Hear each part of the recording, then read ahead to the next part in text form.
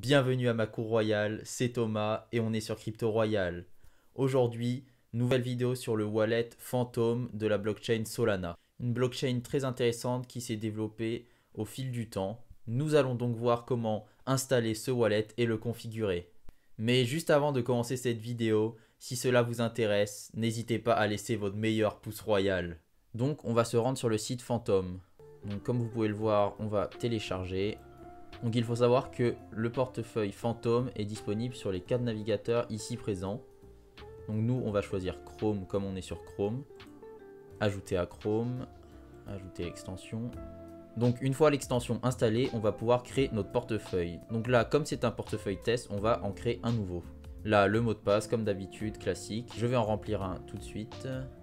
Une fois le mot de passe réalisé, j'accepte, continuer. Donc comme d'habitude, la phrase secrète, donc les mots à retenir, je vous conseille comme dans toutes les vidéos de les noter sur un papier à côté.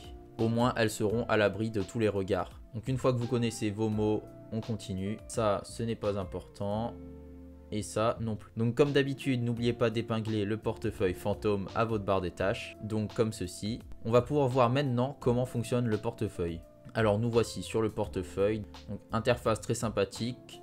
Comme vous pouvez le voir ici, on peut copier directement notre adresse si on a besoin de faire des trades avec. Alors ici, vous pouvez voir qu'on peut ajouter un autre portefeuille. Donc ça peut être intéressant. Alors là, fonction très classique dans tous les portefeuilles, déposer et envoyer des cryptos.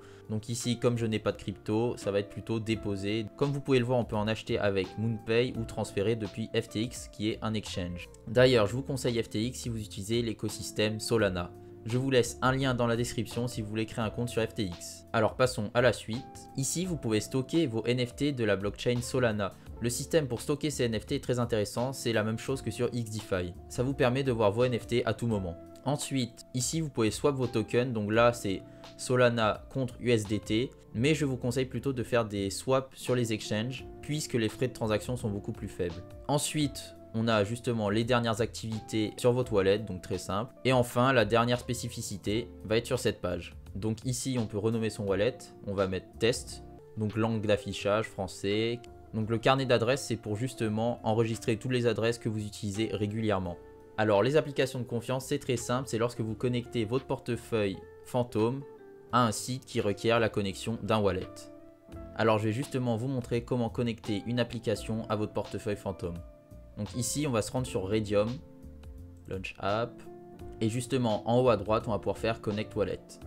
Fantôme, connecter, et le voilà connecté. On peut voir ici que le point est en vert, donc ça veut dire qu'on est connecté. Et on va pouvoir voir aussi ici, dans les applications de confiance, que Raydium est connecté.